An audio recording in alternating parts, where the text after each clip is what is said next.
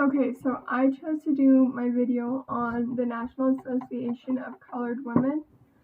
So, in the 1800s, many women such as Sojourner Truth, Frances Ellen Watkins, and Harriet Tubman participated in the women's movement, which was a fight for equal rights, equal pay, just like gender equality overall. But despite their efforts, colored women as a whole were excluded from organizations like the NAWSA, the National American Women's Suffrage Association, which I did a previous video on, and all of their activities. So if the NAWSA was having like a protest march or anything like that, they would make colored women have a separate protest march, like they couldn't join in with them. And they honestly just preferred if they like just kept their distance and didn't integrate in with them. So even though they were fighting for the same thing, which was women's equality, the women of color understood that in addition to their gender, their race significantly held them back from many opportunities and basic human rights. They recognized that white suffragists and their own organizations ignored the challenges they faced, but refused to incorporate race issues in with their gender-based campaigns. So they said, we're just going to focus on white women's rights. We're not going to focus on people of color's women's rights, or over just people of color. They said just white women is what they were going to focus on. And the people of color didn't agree with that. So in 1880, the Black Reformers decided to create their own group. And in 1896, the National Association of Colored Women, NACW, was formed. This soon became the largest group ran by all African American women.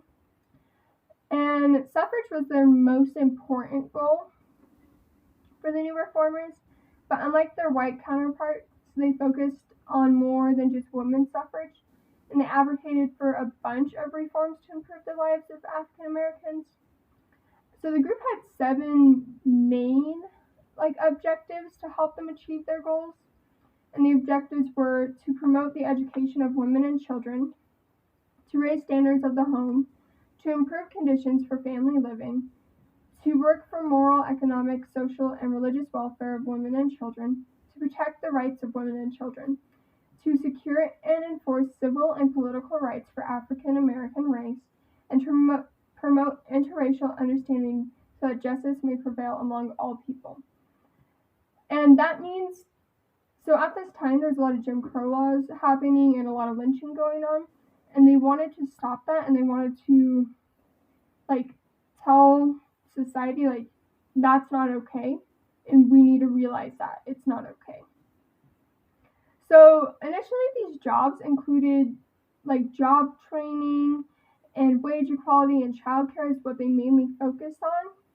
But the group not only raised funds for trade schools for women to go into, kindergarten, summer camps, and retirement homes, but they also opposed segregation in the transportation system, and they're really strong supporters of the anti-lynching movement, which caused a lot of powerful white men not to like the group as much, but they really did have a very important role in it. And in 1912, the organization began a national scholarship fund for African American women wanting to go to college. This scholarship is still active today, 110 years later. And by the middle of the 20th century, nearly every state has a chapter. And the organization is still going very strong today. Now they focus more on community-based service projects, equal pay, and childcare.